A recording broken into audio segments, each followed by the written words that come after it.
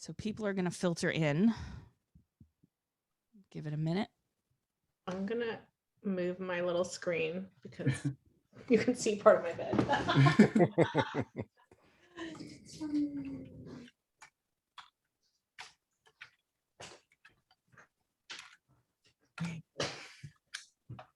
Zoom life. I know, isn't it wonderful? So, well, we are gonna get started here, and I'm gonna welcome people to Big If True. This is the last one we have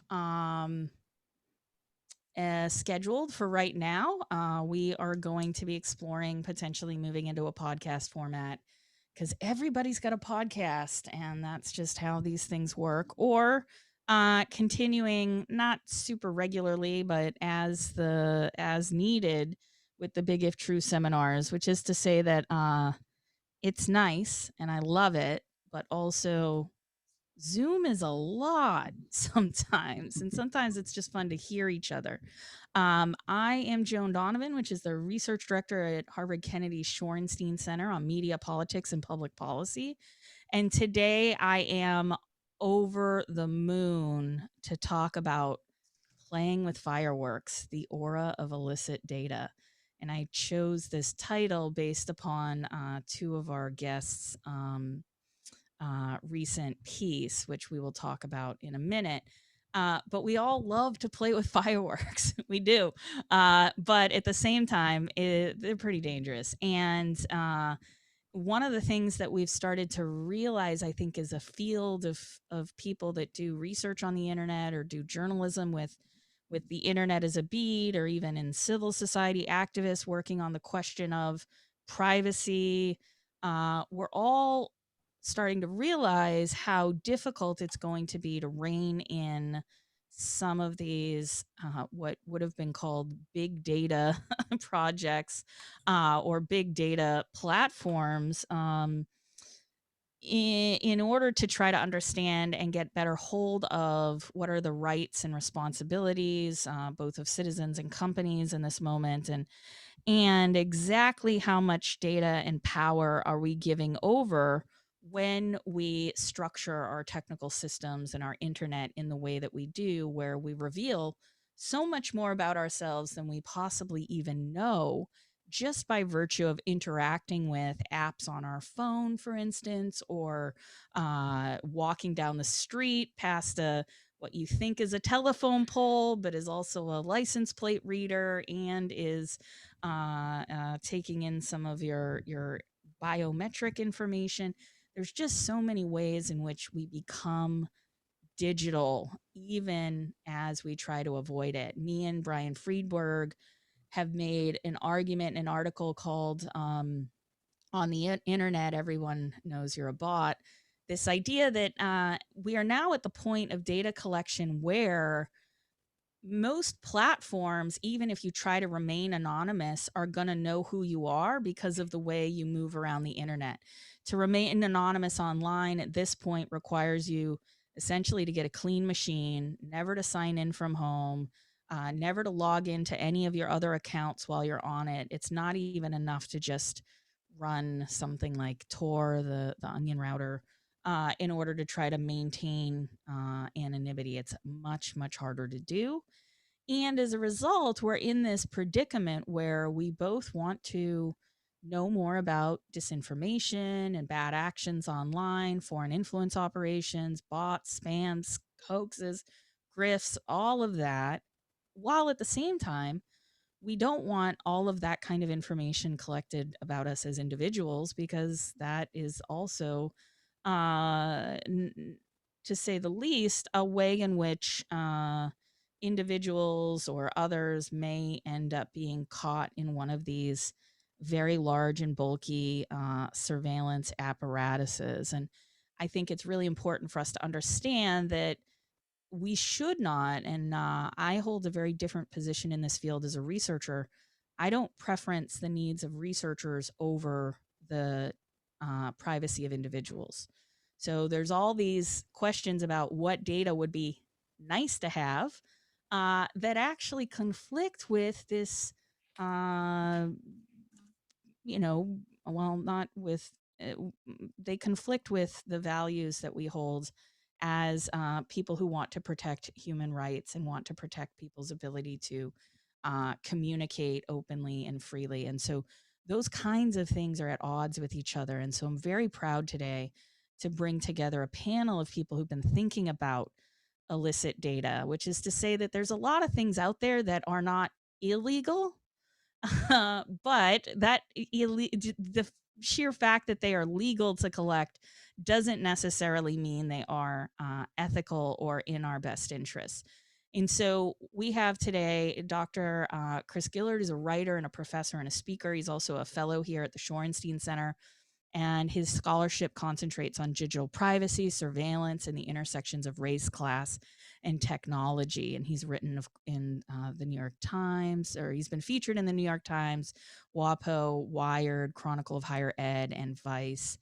And he's also a member of the UCLA Center for Critical Internet Inquiry Scholars Council, which if you haven't had a chance to check out UCLA's C2I2, I highly suggest giving them a look because they are doing big, big things.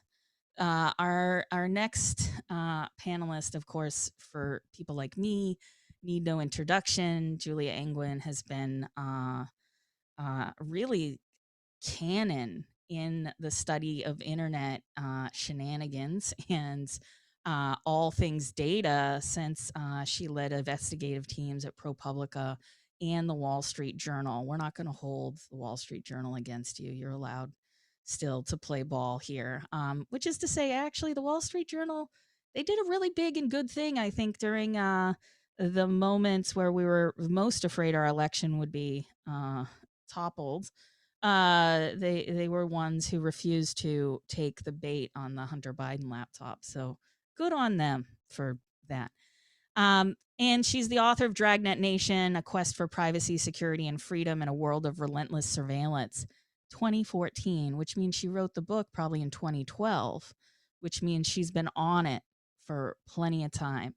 And she wrote a very interesting book, Stealing MySpace, The Battle to Control the Most Popular Website in America, 2009, which means, again, she's got advice for us about more of the biggest and baddest popular websites who are now trying to control the world. And I'm really happy to report that the Markup has now had its 1-year birthday and published some of the best in tech watchdog journalism over the last year. So please click like, subscribe, follow, etc. They also have a really interesting podcast and set of events that are worth the money that you pay for entrance, which is they're free. So it's always nice when organizations can absorb the costs. They're free to us, but they're very costly to produce. And last but surely not least, we have Albert Fox Cahn, and he's the Surveillance Technology and Oversight Project's founder and executive director, as well as a member of the Ashoka Fellowship Network. I should have practiced that one. A fellow at the Engelberg Center on Innovation Law and Policy at NYU School of Law, and a member of the NYU Alliance for Public Interest Technology. And I think that this is really important that we understand what we say when we say public interest, because I think we do need a vision for a public interest internet that will help us get where we're going. So I have gone on long enough, and I will warn you that Albert Fox Cahn is a lawyer. So if I say the words free speech, he is going to be inclined to give me a lecture on 2:30, and I appreciate that.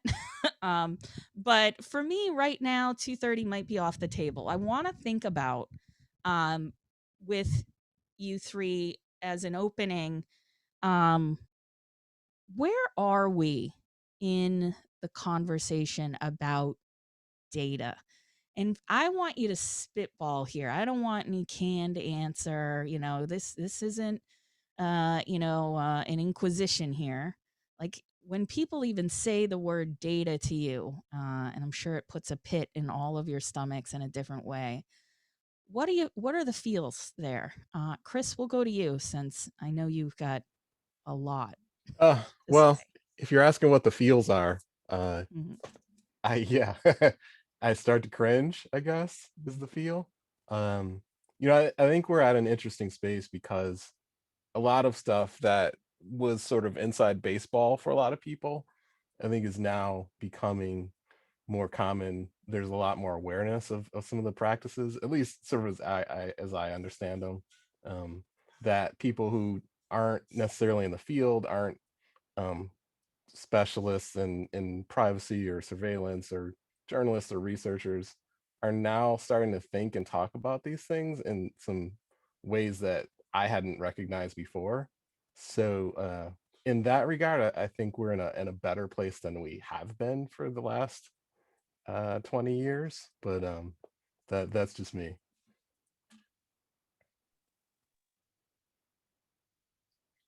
Oh, Joan, you were muted, but I'm gonna just jump in. Sorry. That's Zoom bingo. That's the center that's the center square on Zoom bingo. Man, So if you're keeping track. I'm gonna win, I think. It's interesting. Like, I think, my feeling about data is political, right? And who collects it, who analyzes it, all these are political choices. And I think the good news is that we are now, I think, as a society, coming to recognize that more than we used to. In the world of media gatekeepers, honestly, like, data was provided to you by the evening news anchor, right? And that was truth. And that model was flawed. Now we have a lot of different data sources, and it's a big burden on the public, honestly, to try to sort out what to believe and who to believe. And so I would say that, like, my personal position here is I'm trying to just bring more data and more transparency to journalism. I don't think we've earned the public's trust as automatically as we had taken for granted for a long time. And so at the Markup, the nonprofit newsroom that I run, we collect our own data, analyze it, publish it, and we really want to make sure we provide to our readers an understanding of the limitations. All data has limitations, right? There's limitations to human knowledge. And so I think the important part of the discussion is actually understanding those limitations and yet still trying to make progress with the data, however flawed it is that you have in hand. Mm-hmm. Albert, if you want to talk about free speech, you're allowed. But I have you know that because I work at Harvard, the hellhounds from the Harvard Law School may eat me alive. So it's over to you. But just bear in mind, they're easily summoned. Well, I know better than to provoke the folks at HLS. So just looking at the basic question of what data is, it's power, right? It's power in the hands of advertisers, it's power in the hands of platforms, it's power in the hands of journalists, power to inform and to reveal. But the sort of work I do looks at the power it provides to government, particularly state and local governments, and how it maps onto the existing power dynamics, so that when we talk about the risks of certain types of data being collected, those risks are highly asymmetrical, and those risks are being borne by the same communities that have been facing the brunt of policing and governmental abuse in this country for as long as this country has existed. So I think we have to look at those historical dynamics and the ways that, just as analog surveillance and analog policing were, targeting BIPOC communities, immigrant communities, LGBTQ plus communities, we see the data that is collected from digital platforms putting those same communities often at risk. No, I think that's really important thing to think about too, which is not just, data is out there, data can be collected. I know I sound like, I've been watching too much X-Files maybe.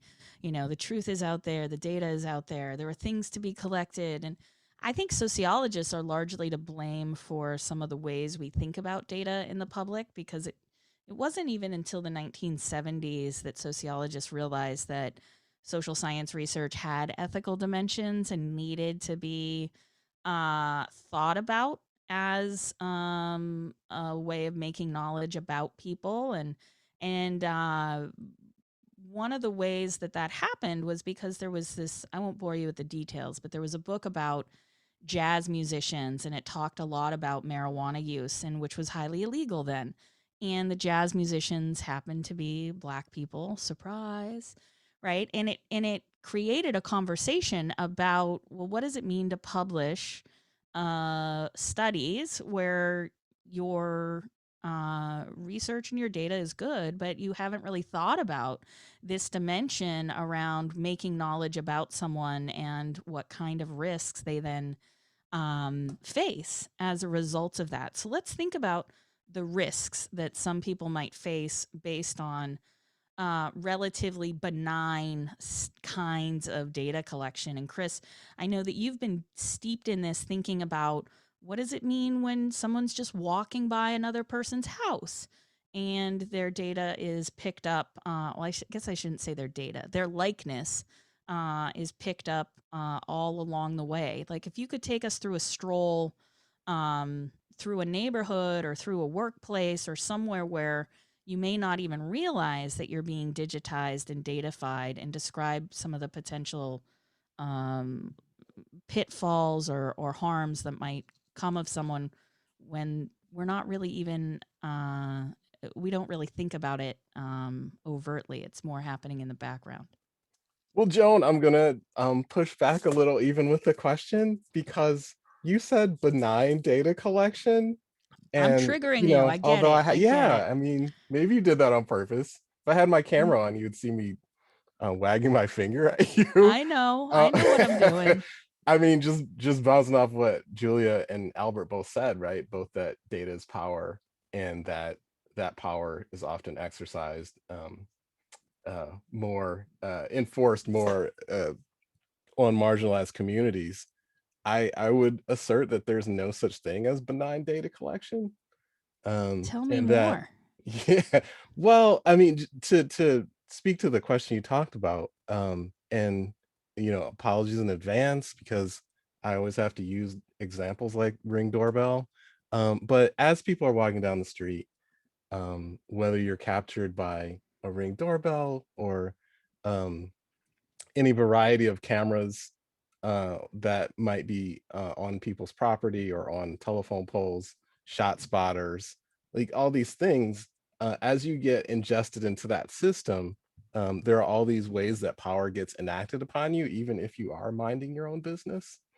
Um, and so I very much shudder at the notion that there's benign data collection, because most of what I've been kind of invested in is in kind of my research and talking about this stuff is to get people away from that idea, and to even assert that so much of the data that we collect should not be collected in the first place. Uh, that a lot of the project of data companies and platforms, law enforcement for that matter, for a long time now has been to eliminate any notion of consent from the ways that people operate in the world. Um, again, never mind what is on your phone and how that also collects data on you as you move about the world. So yeah, just to push back, no such thing as benign data collection. Power is going to be enacted on people in many ways that they cannot anticipate. Just by their participation in life in general.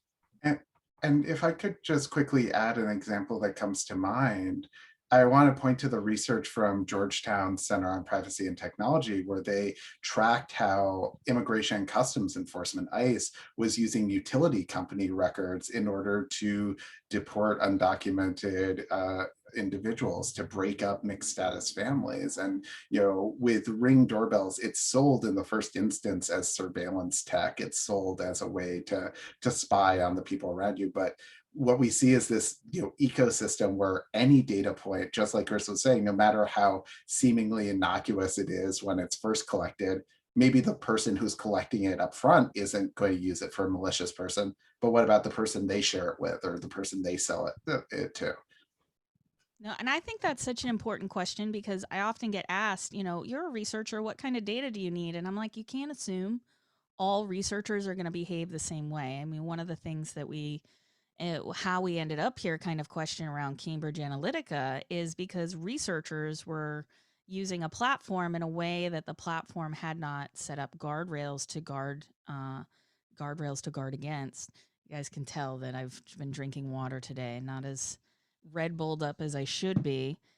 But Julia, let's talk about these digital streets. When you were writing about surveillance technology, you had this fantastic quote about the surveillance economy is getting creepier and more personal. What do you mean by that, and how does it tie into this question of is data benign, which I think we all agree it is, but I have to at some point pretend that I disagree with all of the people I have invited to have a cozy conversation. In order to create a sort of raison for the conversation. Yeah, let's have a reason for being. But I agree with you all, but I also think that there is, there are things that you're just going to do in the world that you actually cannot do differently. Even if your data is being collected, it's almost like you're in a trap.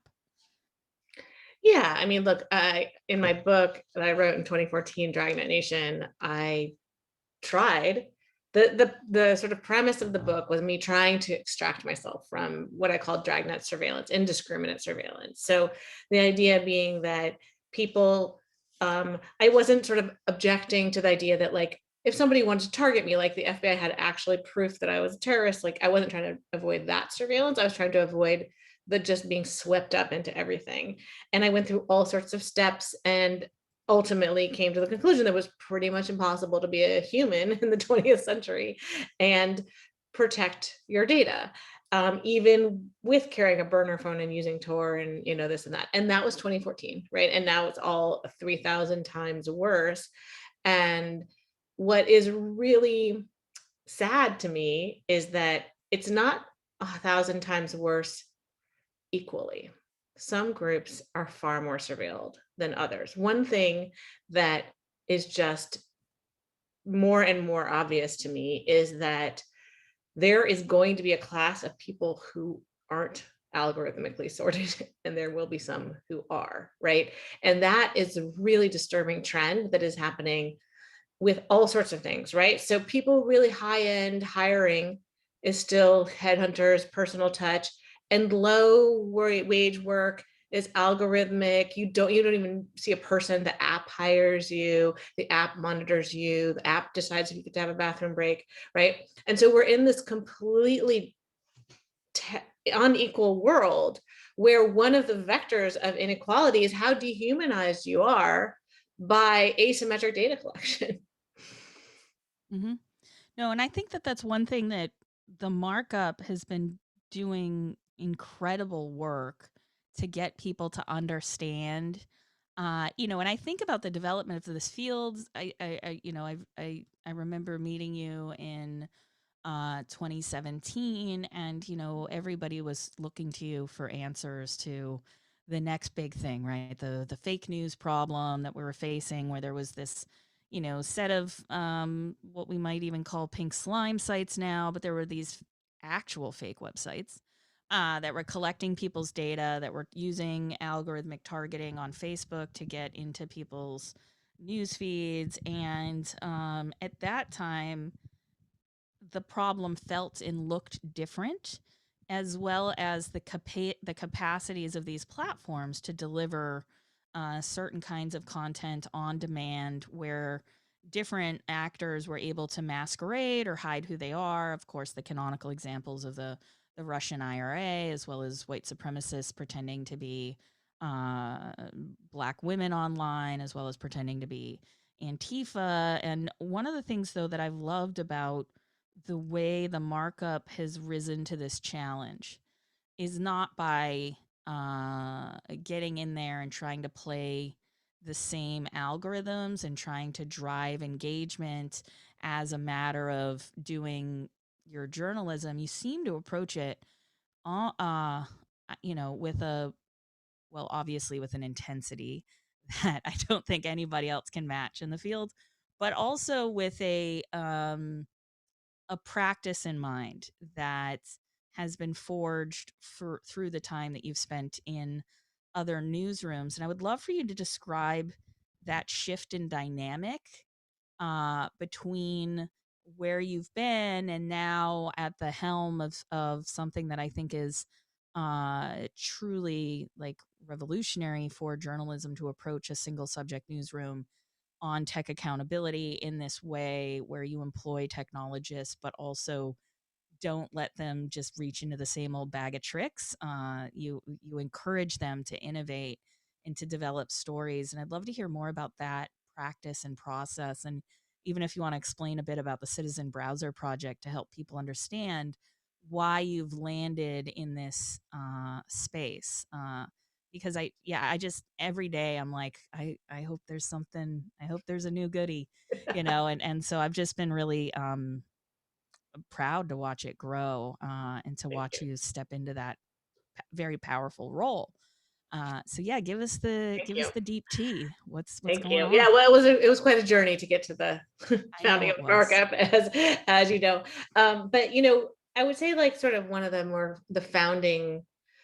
real reasons I felt like I had to found the Markup and couldn't keep doing the work in the newsrooms I was at, which were great newsrooms, the Wall Street Journal and ProPublica. Despite the editorial page of the Wall Street Journal, the news side is still doing the Lord's work mostly, and so the real thing that I felt, because I come from a technology background. I grew up in Silicon Valley. I started coding in 5th grade. I thought I would go work in that industry. And then I fell in love with journalism.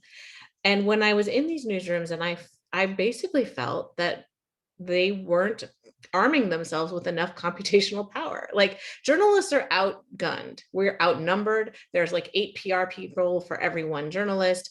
And so to not use every tool in our arsenal to uncover the truth is to really cripple ourselves. And so most newsrooms have at most 5 or 10 really well-resourced newsrooms might have 10 to 15 max data journalists to serve a population of maybe 100 or several hundred reporters. And so that means that it's almost impossible to get a data person involved in your project, right? And so I was always in trouble in my newsrooms for sort of overusing data resources, right? Because I felt like using computational techniques to collect data at scale and analyze data was going to superpower my investigation. So that was the founding idea of the Markup. Was we were going to have as many data journalists as journalists, and they were going to pair up for investigations. And that's what we've done. And it's expensive because hiring programmers, their market rate is much higher. And so it's an expensive newsroom to run, but I do believe it has paid off, that our investigations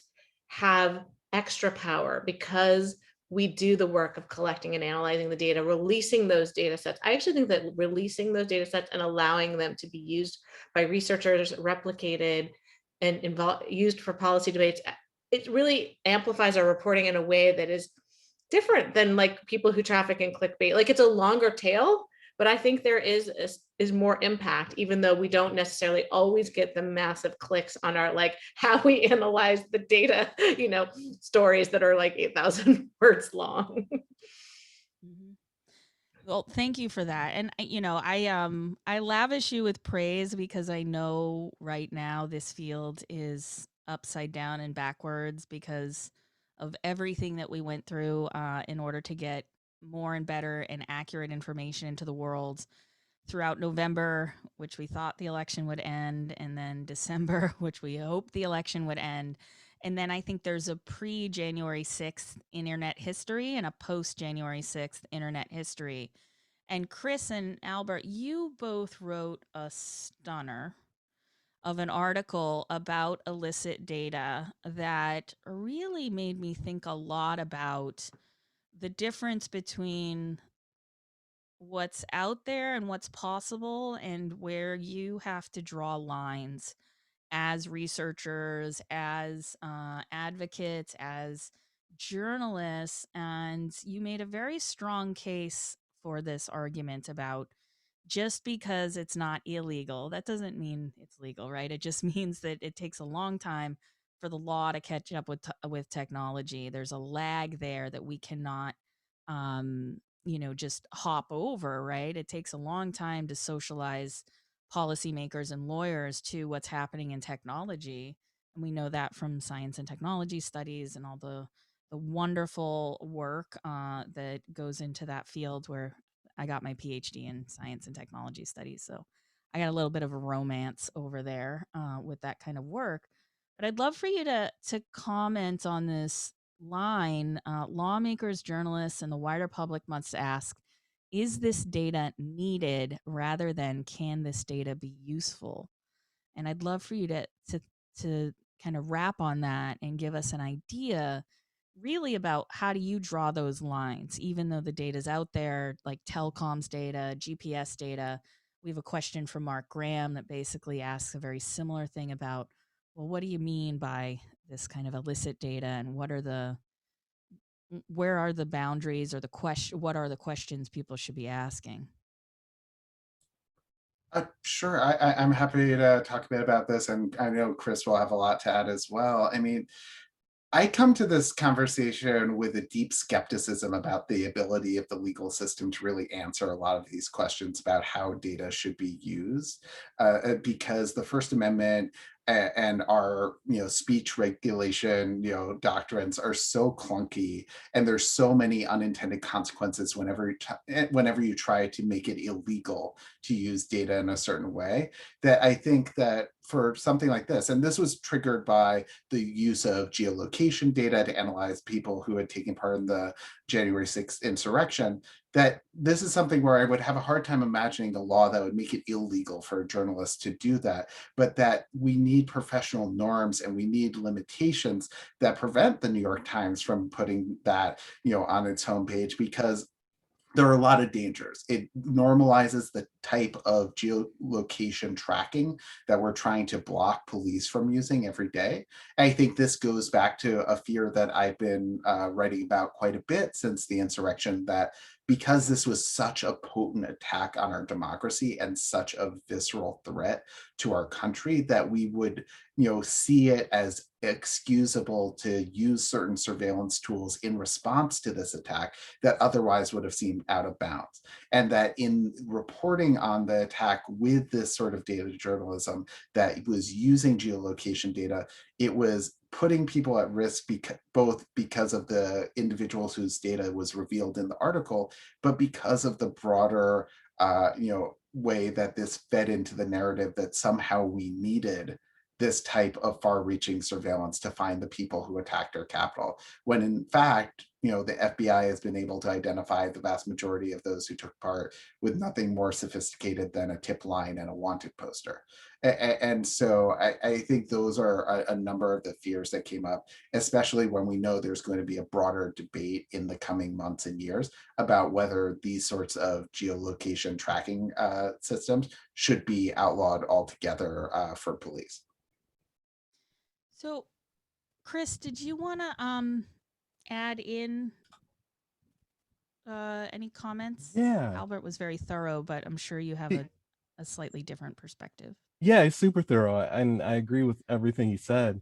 I think unfortunately that many institutions have adopted the framework that has been deployed against us by companies like Facebook and Google, which is that any data that exists, and again, like I don't agree with the way that this is framed, but this is their framework, because data doesn't exist, it's created, right, or it's extracted. But any data that exists is acceptable to collect and use. And I very much disagree with this framework, and just to really to pound home the claim that Albert made, like one of the articles that we responded to, that New York Times piece, repeatedly said in the article that this data should not exist. And so if the assertion is that something shouldn't exist, then it's hard to make like an ethically sound argument that you should use it anyway. And again, like as with many technologies, I think that uses, whether moving from like even frivolous uses to uses in very serious use cases, that each of them normalizes practices that in this case like the use of location data that we very much should not normalize, because, and again, like my concern is the ways in which these behaviors and these practices and this extraction is often leveraged and deployed against marginalized populations. So yeah, it was a very, very frustrating piece to read.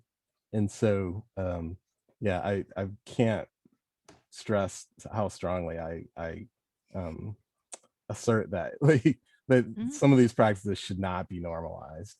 Can I jump into this? Of course, please. This is what we're here for. So, I probably wouldn't have run that story either, but I do want to sort of step in defense, in journalism defense, which is we use illicit data all the time.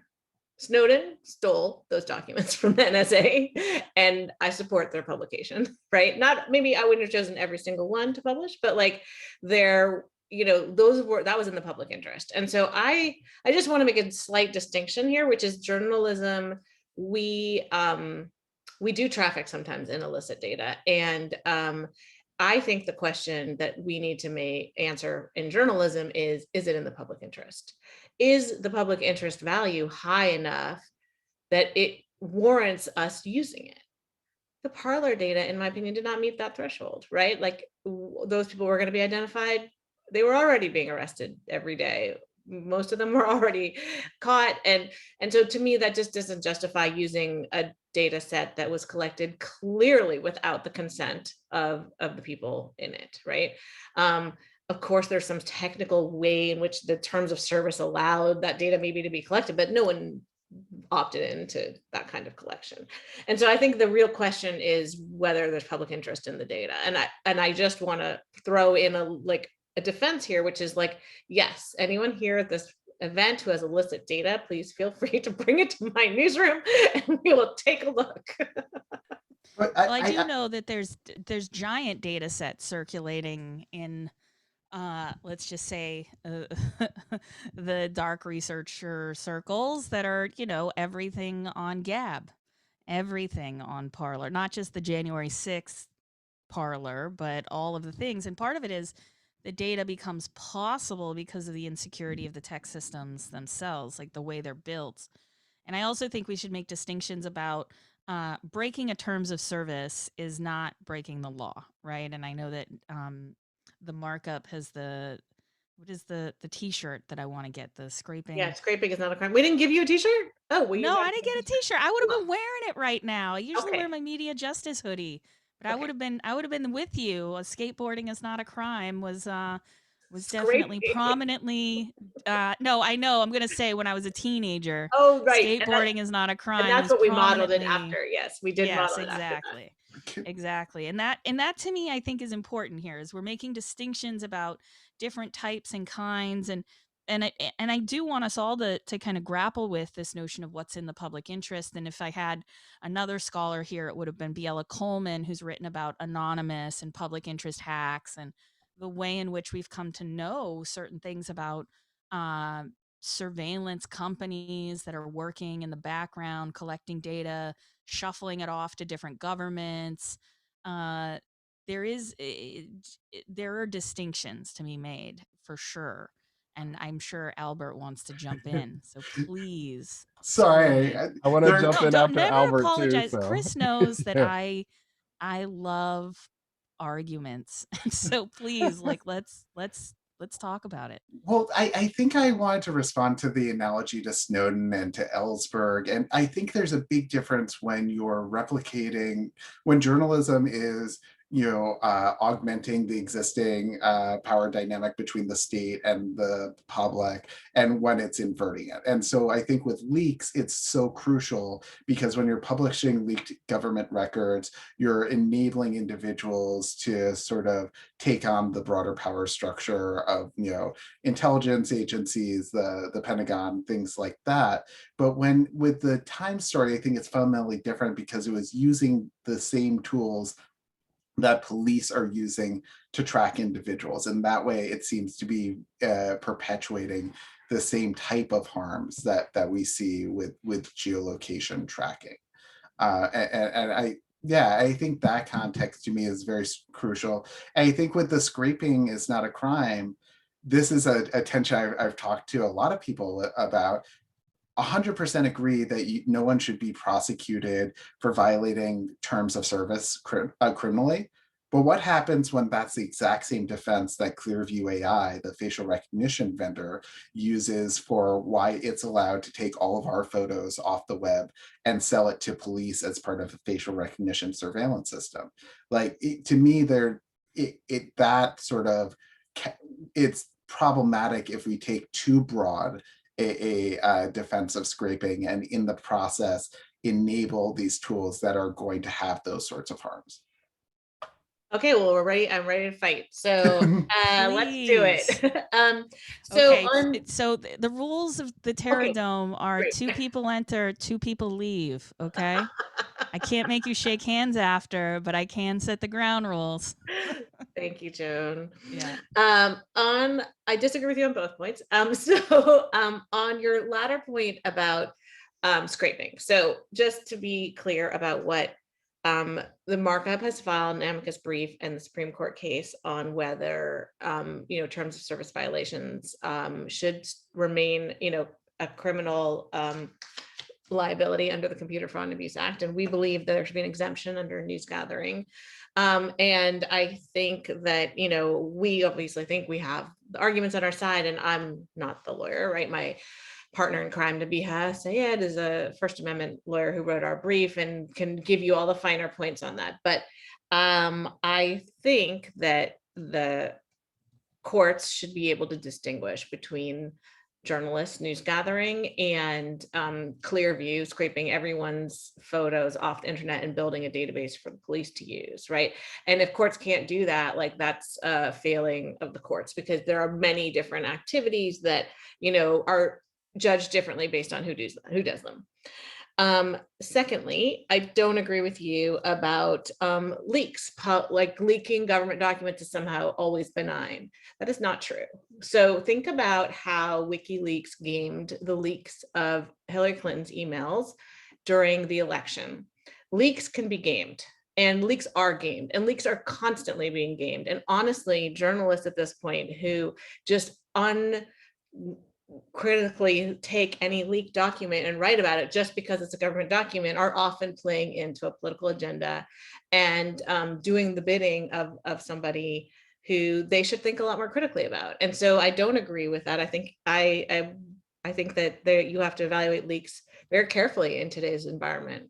Honestly, a lot of hackers are paid to do those leaks in order to get media coverage. I think this is going to be a very anticlimactic fight, because I really do agree with you on most of those points. No, at least pick well, the devil never needs an advocate, but I will say that is I don't know, maybe I'm wrong. Maybe I don't know enough, because I feel like it's almost new that we are in the moment, not just the leaks, in the Pentagon papers were interesting because there were boxes and boxes of things, but that was like a heist, right? And to get those out and to get them somewhere, like a physical heist. Whereas the digitization aspect of it just feels different, because one of the ways in which we saw the Podesta leaks manipulated was it was essentially so many documents that it was we saw the insertion of other pieces of material that weren't there originally as a kind of manipulation tactic on top of it. And so it's a really interesting thing to talk about, and maybe even try to get to the bottom of, if someone does give you a leak, is there a way to vet it that doesn't also like put it into the public's hands, especially when there's so much stuff. But I'll give Albert a chance to agree and respond, and then we'll bring Chris in as well. Well, I think there are a couple of things that come to mind. So, Julia, I completely agree that you need to have a case-by-case analysis of every leak. But I think there's this threshold gating question that I would impose, whether the leak is having the types of harms that we worry about with the geolocation data from 1.6 versus, the classic cases that we're talking about where a leak is something that is being used to hold the government accountable. So I think that it again comes back to the asymmetric power structures and how those inform the role of how that leak is perpetuating it or potentially a counterbalance to it. But then on the First Amendment issue, I thought the brief was great there. I mean, I think Nubia is like one of the best First Amendment lawyers on the planet. I think the question that becomes, though, with Floyd Abrams telling Kashmir Hill in the New York Times this weekend that, Clearview AI has a First Amendment right to do what they do and scrape our data for facial recognition.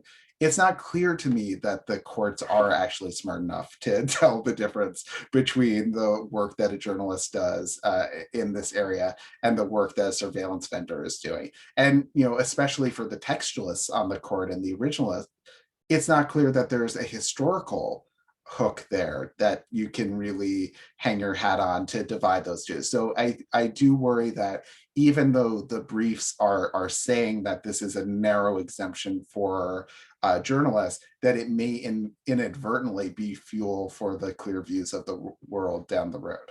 Yeah, and of course it will be, right? But no good deed goes unpunished. No, and I think that's one of the things Chris and I jumped in very quickly, and also to answer Saul's Tenenbaum's question in the Q&A is like, we both were shocked to read about researchers using facial recognition to identify people. So there was a piece by Ronan Farrow right after Jan 6 that basically just had it in passing that researchers were doing open source intelligence and they were using facial recognition.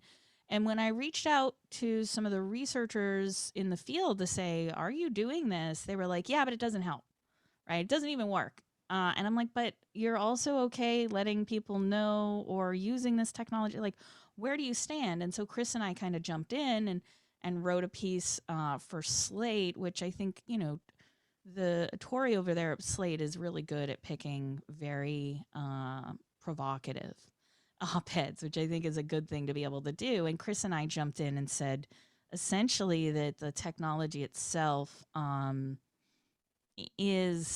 it doesn't matter who's using it because it will always eventually fall into the wrong hands, right? You can't control its use once it's out there. But Chris, could you chime in a bit to talk about where in the process of innovation or this moment that we're in, how do we intervene either as researchers or as sociologists, commentators, civil society, journalists?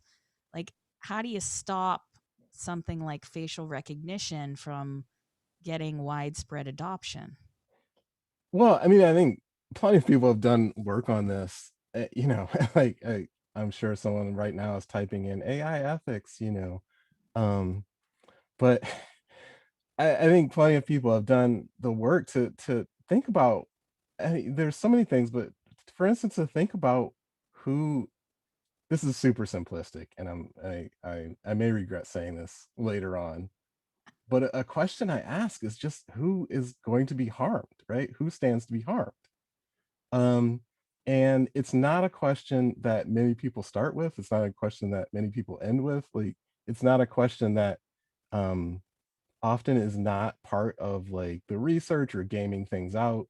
There's and so like sort of barring that question, I think we wind up with a lot of things that we have. And I was going to point to the article we wrote, Joan, because I do think that a lot of these questions boil down to power. And it's very hard to separate kind of, I think for a lot of people, it's very hard to separate what does it mean to hold powerful institutions accountable, and but also on the other end, what do those same practices look like when they're leveraged against individuals or less powerful institutions or groups? And that's like a question I think that needs to be separated out. But like, yeah, what stuck with me so much in that instance that we talked about is that those same techniques are very much likely to then be used against. So what happens when law enforcement comes to those same individuals and says, can you track down these Black Lives Matter protesters? Right. And so I don't think that their actions in this specific case take into account all the different ramifications that are going to inevitably play out later on. Yeah, and I think that's what's at stake here, and I'd love, I'd like to wrap up with, in scenario kind of world. I kind of got stuck on this riff of this idea that the future will be terrible. And I partly pandemonium thinking, partly the fact that like we're in the midst of serious technological capture as we embark into a new world of medicine. And Albert, I know we want to talk a little bit about the vaccine passport work that you have coming up. You know, from the perspective of where you sit in the work that you do, what is something that people listening and watching could think about or participate in or should have knowledge of so that they're not, thrown back on their heels that your work is hoping to address over the next year? So Albert, I'll start with you, and then we'll go to Chris, and then we'll wrap up with Julia. And I hope you can hear me. My Zoom connection started fritzing out You for. sound great. Well, one of the things that we're focused on a lot at S.T.O.P is what is the pandemic doing to our surveillance infrastructure? Because we've seen the development of contact tracing apps, we've seen the development of all of this remote proctoring tech, and now we're seeing the rollout of vaccine passports with the promise that somehow this will get to life sooner, life as usual sooner, but there's very little evidence that they work and a lot of reasons to be quite scared that they will actually both be ineffective in preventing further spread of the virus and also create a lot of risks to civil society, civil rights, and create new tools for policing and immigration. And so we're going to be doing a few white papers on that. We're going to be also releasing a white paper soon showing that there basically are no privacy laws in the United States to block police from accessing public health data as part of a criminal investigation, including exposure notification data. There are three states in the entire country with these protections. So that's something we're going to be highlighting a lot in the coming weeks. Mm-hmm. Amazing. And I think, I want to be part of that. I want to know more about that as it goes on, because the exposure contacting is one thing, but it is quite a bit of data that is being amassed without any rules for deletion. I think the one thing that I would say I want to work on is let's get some rules for deletion out there, and let's start to standardize some of those so that you can't keep harvesting and collecting and federating. This is a very new world that we're living in. And Chris, I know I tend to attract doomscapers. So Chris, I don't think you're going to have anything, world historic sunshine here, but please No, I mean, don't nihilize the masses here. well, I mean, a couple things. I can't believe an hour has gone by. I want to just nerd out and listen to Albert and Julia some more. Oh yeah, me too. And to go back to our previous question, the researcher I was thinking about that I wanted to mention was Casey Fiesler. So she does some stuff with what she calls the Black Mirror's writing room, where where students game out sort of like what are the dystopian scenarios that can come from different technologies and their use. And that is kind of one way to think about it. I mean, there are plenty of ways. But what I would kind of how this conversation started, or one of the things I would love is to, and what I would hope to kind of push is push people away or pull them away from the notion that in order to illustrate a harm, you have to commit the harm.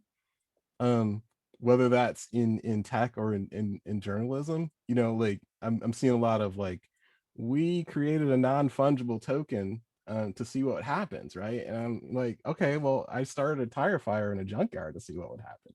Like like, stop doing that. We know what happens. So that's gonna be my focus for a bit coming up. I am not going to start a fire in a junkyard, but you know how much I love a metaphor that I've never heard before, and that one is going in my book. So thank you for that. Julia, lay the map. Where does tech watchdog, journalism and advocacy and all of the work that you're doing to pull these worlds together? Where is it all? What's it all tilting towards? Well, I mean, I think it's a really interesting time because we're seeing for the first time some movements towards maybe regulating tech in the U.S. And I think what I feel most strongly about is that I would like those decisions to be made based on the best available data about what the harms are. And so you asked me earlier about Citizen Browser, and I actually forgot to talk about it. So I just want to briefly tell people here about this sort of extremely ambitious effort we have to monitor what's happening on Facebook with more than 2,000 people who have installed a tool that allows us to monitor their Facebook feeds. And we can track what is happening on Facebook in a way that's never been done before. And we've already found some, disturbing things, like when they promised Congress that they were going to turn off political group recommendations for the election period, and they did not. And they repeatedly lied about it until we wrote our story. Or the fact that we tracked COVID public health messaging and saw that even though the public health entities want those messages to go broadly, they were not being seen by our Black panelists. And so I'm hoping that we can contribute to whatever passes for a well-informed political debate these days. And when people are thinking about regulating these platforms, that they really can clearly see the harms as best as we can make them available while, scraping the hell out of Facebook. And I think that's the hard part, is like once you show your hand, they turn the tools off. I remember years ago with Jonathan Albright had figured out a way to get some data about the Russian IRA pages out of CrowdTangle, and as soon as he went public with the 6 or so pages that he was able to get the data on, and I think he was up at 3 a.m. just mad scramble trying to make sure he had gotten it. Once he outed the technique, then the faucet got shut off very quickly. And these were all things that were already in public spaces on Facebook. And I think one of the things that I'm going to take away from this conversation is when we talk about things in the public interest, we're going to have to make sure that we're very specific about the case and the provenance and the purpose of using that data in public, and always asking this question about, is the data needed, or rather than asking questions about, can we get it? Because I think that that's where we're at now, is that we're in a position where, not for nothing, but people in my field are building things they're calling observatories or listening tools, and they're just surveillance by another name. And especially around people's health data, I am very